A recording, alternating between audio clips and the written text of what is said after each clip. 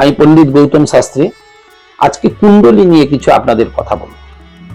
ধরুন এই মুহূর্তে যারা সিংহ লগ্নে জন্মেছেন তাদের জন্য 2026 সালটা কিন্তু চিত্তাকর্ষক। কেন? 2026-এর অধিপতি রবি, আর আপনি যে লগ্নে জন্মেছেন সেই লগ্নের অধিপতিও রবি। তাহলে কি লাভ হলো? না একসঙ্গে দুটো গ্রহের ভালো প্রভাব আপনার মধ্যে এলো।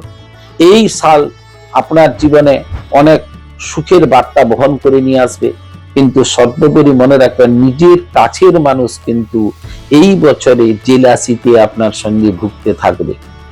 যখন তখন শরীরের ইমিউনিটি পাওয়ারটা একটু ডিস্টার্ব করবে এবং আপনি মাঝে মাঝে মেজাজ হারিয়ে ফেলবেন, এই দিকটা নজর রাখবেন। কিন্তু অর্থনৈতিক সফলতা আপনাকে কিন্তু এই বছর অনেকটা পাইয়ে দেবে।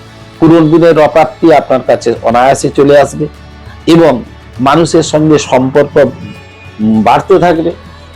সেই জায়গা থেকে আপনাকে মাথায় রাখতে হবে যার সঙ্গে আপনি নতুন সম্পর্কে আসছেন সেই লোকটি কিন্তু আপনার উন্নতিতে জেলাসিতে ভুগতে থাকবে। তাই এই বছরে যারা সিংহ লগ্নে জন্মেছেন আপনারা তো জন্ম কারণের বা প্রথাগত ভাবে আপনারা কারো কথা শুনেন না, কেননা সিংহ লগ্নের মানুষ সচরাচর অপরের কথা শুনতে অভ্যস্ত নয়, শোনাতে অভ্যস্ত।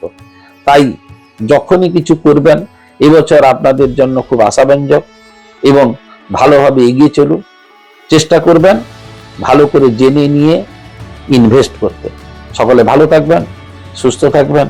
প্রয়োজনে অফলাইন অনলাইন আমার থাকে, আপনারা যোগাযোগ করে জীবনের আগের দিনের পথটাকে কি করে এগিয়ে নিয়ে যাবেন তার জন্য যোগাযোগ করতে পারেন। নমস্কার।